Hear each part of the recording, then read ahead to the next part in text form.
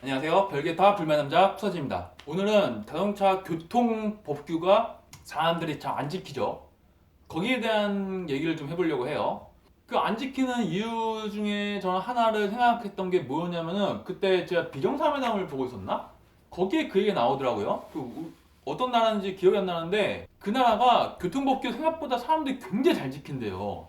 굉장히 체계화되어 있고 거기에 대한 교육도 많이 되어 있고. 근데 제일 중요한 포인트가 뭐였냐면은 약간 좀 어떻게 보면 약간 좀 마음 아픈 이야기긴 한데 그 잘 지키는 이유 중에 가장 큰 이유가 뭐였냐면은 범칙금 얘기가 나왔어요. 그러니까는 법규를 어겼을 때 내는 그 벌금 있잖아요. 그 비용에 대한 얘기가 나왔는데 그 비용이 세계에서 거의 탑 클래스급으로 겁나 세답니다.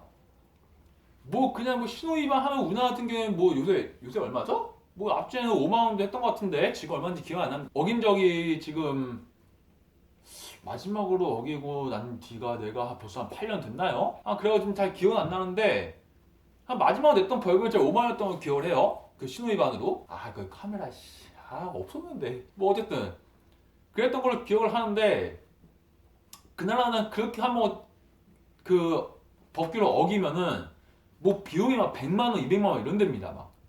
뭐 그 우리나라 화폐 그 물가가 따랐을 때 그런 건데 뭐 걔 나라 입장에는 또 어떤지 모르겠어요. 어쨌든 그렇게 비싸니까는 사람들이 잘 지키더랍니다. 그거를. 그런 맥락에서 제 친구하고도 아마 그런 얘기를 잠깐 했었는데 그러면서 나왔던 얘기가 가장 합리적인 방법이 뭘까라는 얘기로 한번 얘기를 했었어요. 그래갖고 저희가 생각했던 그 방법이라고 할까요? 그거는 뭐였냐면은 그런 거죠. 그러니까는 지금 같은 경우에 뭐 신호 위반 뭐 7만 원, 5만 원, 7만 원, 그리고 속도 위반해서 뭐 플러스 몇 킬로 될 때마다 5만 원, 8만 원, 10만 원, 뭐 20만 원 이렇게 넘어가고 벌점 부과되고 뭐 이런 방식인데 그런 거를 폐지하고 그냥 존나 쿨하게 그냥 뭐 하면은 그 퍼센테이지를 놓는 거예요.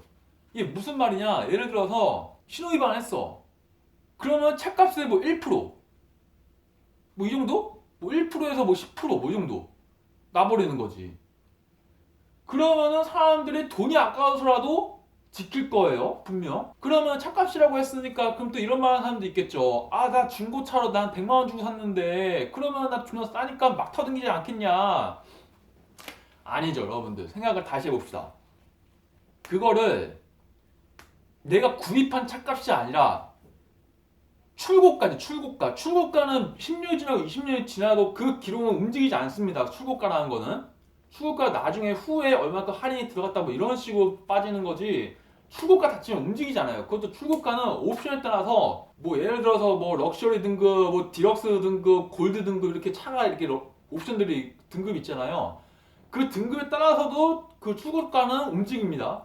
거기에 움직이는 거지 뭐 할인이 들어갔고 뭐 프로모션에 들어가서 출고가가 움직이고 하지는 않아요. 그렇기 때문에 그 출고가에 아예 딱 거는 거지. 출고가의 뭐 5%뭐 속도 위반하면은 뭐 몇 킬로당 뭐 10%, 20%, 30% 이렇게 넘어가 버리는 거지. 그렇게 해서 뭐 최저 뭐 제일 싼 게 뭐 한 1% 예를 들어서 1%라고는 지금 퍼센테이지로 얘기하니까 되게 싸게 느껴지는데 예를 들어 아반떼를 기준으로 봅시다.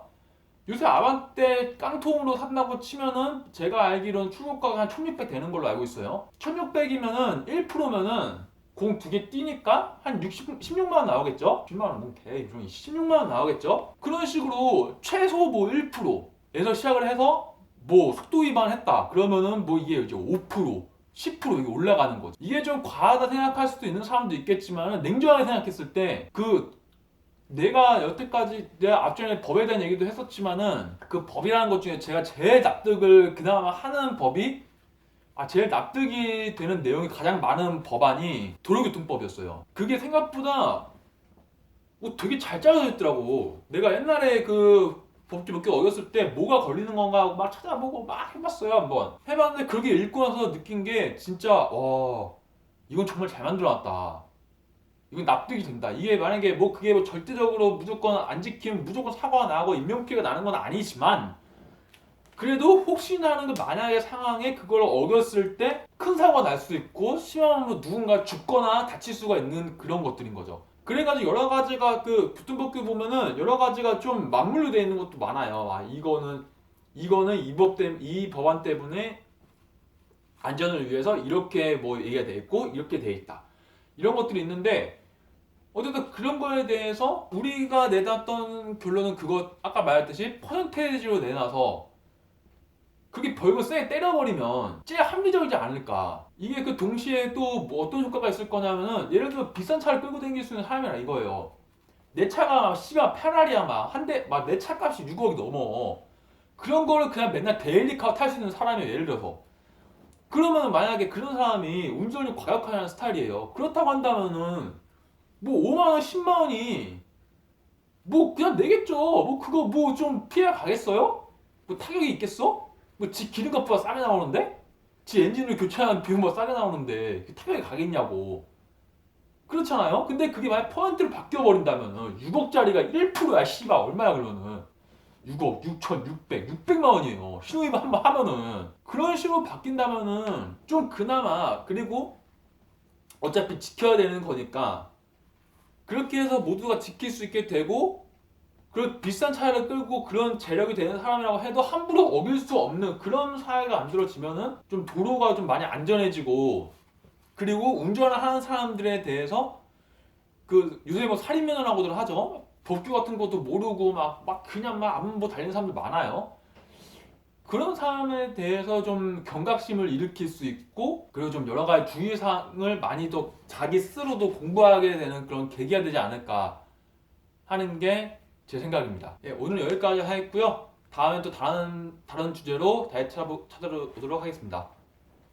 감사합니다.